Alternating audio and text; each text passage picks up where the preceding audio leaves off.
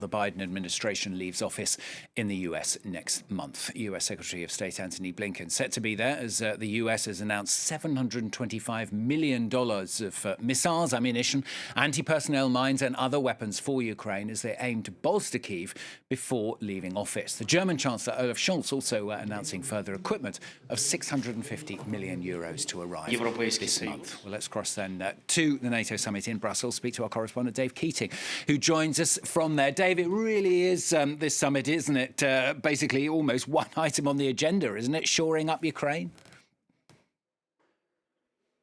Yeah, exactly. This is a two-day summit of foreign ministers from NATO. And as you say, it most likely is the last time they will be meeting before Donald Trump takes over the U.S. presidency in January. And Ukraine is really number one on the list. We're expecting in about 20 minutes NATO Secretary General Mark Rutte to speak to the press, probably alongside Secretary Blinken. And the big stress here will be supporting Ukraine. We've already seen the Biden administration announce a whole bunch of new funding and also less restrictions on what type of weapons Ukraine can use. The Biden administration just ended their restriction on Ukraine launching ballistic missiles into Russia.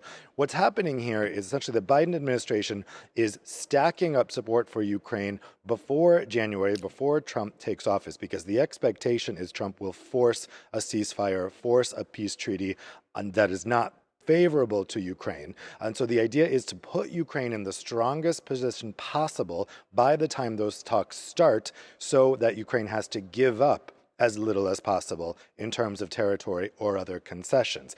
At the moment, however, Russia does seem to have the initiative here in terms of the battlefield. Russia is kind of moving forward while Ukraine is a bit in retreat. And so this would be a tall ask if Donald Trump's expectation is to really start these peace talks right away. It's difficult to see how this surge in funding and support could make a really big difference by January 20th. Of course, Trump said he would solve the Ukraine-Russia issue. He'd bring peace to that war on day one. Day one is January 20th.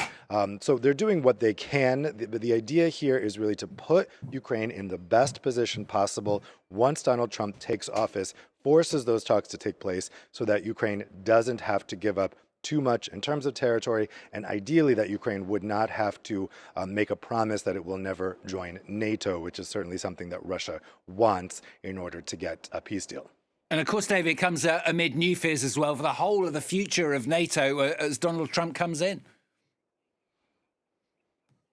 Yeah, exactly. I mean, Blinken is on one hand trying to reassure Ukraine, but he's also trying to reassure the NATO allies who are very nervous about the Trump presidency. Of course, Trump is no fan of NATO. He's said in the past that he wouldn't necessarily defend NATO countries if they were attacked. He and the people he has appointed in senior positions around him believe that NATO provoked Russia's invasion of Ukraine. And of course, at the most extreme element, there are concerns that Trump will pull the U.S. out of NATO. So Blinken will be looking to reassure allies.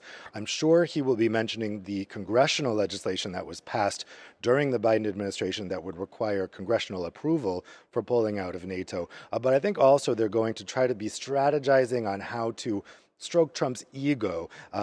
You hear a lot of people here in Brussels saying, okay, what we need to do is convince Donald Trump that it would look bad for him to essentially surrender to Russia, that it would make him look weak. So I think they're devising strategies to try to get Trump on side with NATO. It's the same kind of thing they did during the first term.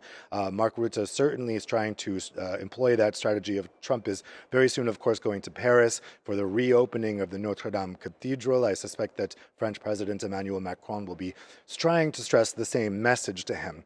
But outside of NATO, there are also bigger concerns. Blinken, after this two-day summit, will head to Malta for an OECD summit.